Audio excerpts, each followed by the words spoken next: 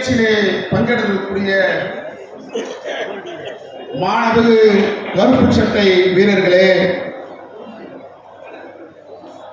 இந்த நிகழ்ச்சிக்கு என்னை வாஞ்சுடன் அழைத்த காசு நாகராஜன் அவர்களே, பொள்ளாச்சி உமாபதி அவர்களே, பாசுமிகு சிங்கராயர் அவர்களே, எனக்கு பின்னாலே கருத்துறை வழங்க இருக்கக்கூடிய சான்றோர்களே, ஆண்டோர்களே, ஒரு அனைவருக்கும் வணக்கம். நேரம் ரொம்ப நெருக்கடியான நேரமா இருக்கு.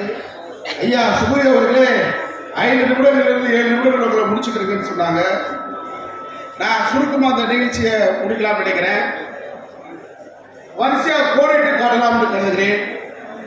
இது சமூக நீதி கருத்தரங்கம். திராவிட இயக்கம் பிறந்தது சமூக நீதிக்காக தான் பிறந்தது. கல்வி வேண்டும் என்கின்ற உயர்ந்த நோக்கத்திற்காக தான் சுயமரியாதை இயக்கம் டி.எம். நாயரும் சர்பிடி தியாகராயரும் இந்த இயக்கத்தை ஆரம்பித்தது நோக்கம்.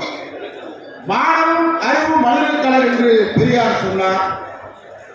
ஆனால் 1925 சுயமரியாதை இயக்கம் ஆரம்பிக்கும் பொழுது RSS தோற்றுவிக்கப்பட்டது, பொதுவுடைமை தோற்றுவிக்கப்பட்டது.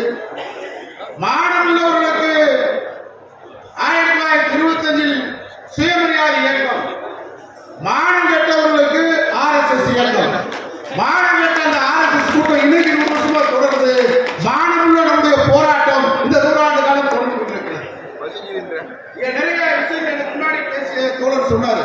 நான் சுருக்கமா சொல்ல விரும்புவது, சமூக நீதியுடைய உச்சகட்டம் தான் பேரறிஞர் அண்ணா ஆட்சிக்கு வந்தது. தலைவர் கலைஞர் ஆட்சியில் இருக்கும் போதுதான் சென்னை உயர்நீதிமன்றத்திற்கு 100ஆண்டு விழா கொண்டாடப்பட்டது. அந்த 100ஆண்டு விழாவின் போது தந்தை பெரியார் அவர்களும் அன்றைய முதலமைச்சர் கலைஞர் அவர்கள் சென்று, ஐயா அவர்களே 100ஆண்டு விழா உயர்நீதிமன்றத்திற்கு வருகின்றது, விழாவை சிறப்பாக செய்ய வேண்டும் என்று கலந்து ஆலோசித்த போது தந்தை பெரியார் அவர்கள் அன்றைய முதலமைச்சர் கலைஞரிடத்திலே சொன்னார், 100 ஆண்டுகள் கொண்டாடுவது மகிழ்ச்சி, ஆனால் அந்த 100 வருஷ பட்டியலை பாரு, ஒரு பிற்படுத்தப்பட்டவன் திராவிடன் தமிழன் தாழ்த்தப்பட்டவன் நீதிபதியா இருக்கிறானா? இதான் ஐயா பார்வை, ஈரோட்டு பார்வை. அந்த பார்வை தான் நமக்கு 100 ஆண்டுகள் கிடைக்கும். எத்தனை 100 ஆண்டுகளும் அந்த பார்வை தான் நமக்கு.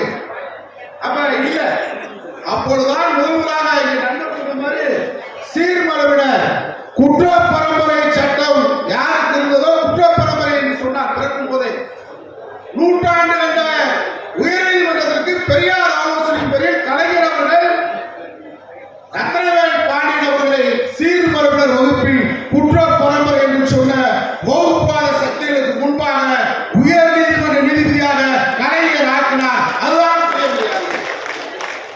வரலாறு அவர்களை பட்டியல் வகுப்பை சேர்ந்தவரை முதல்வராக 3 ஆண்டுகள் கடந்து நீதிபதி ஆக்கினார் கலைஞர். தான் சமூக நீதி. இன்னைக்கு நம்ம சில பேரை சொல்லுவோம், பி டீம் அவன் சி டீம் இல்லைன்னு சொன்னாங்க. நம்ம சிங்களவன் சீமான் சொன்னா இல்ல நான் பெரியார் ஆளுனா அப்புறம் இப்படி சொல்லுவேன் தான்.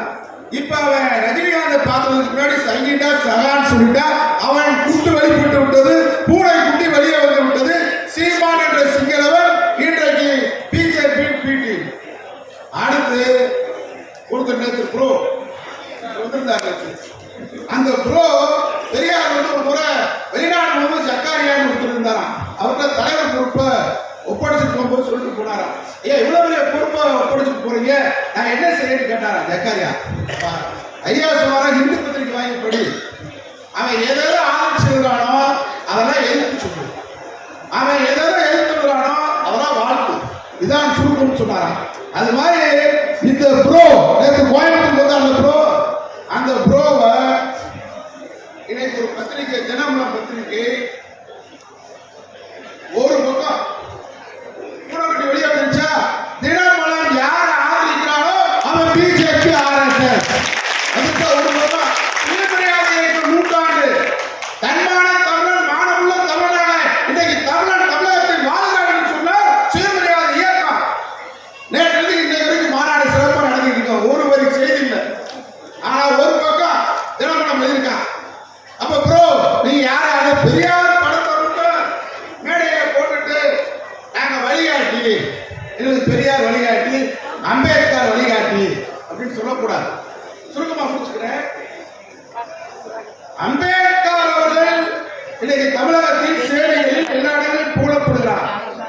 ஆனால் தலித் இயக்கங்கள், அருந்ததி இயக்கங்கள், எந்த இயக்கமும் தமிழகத்தில் இல்லை.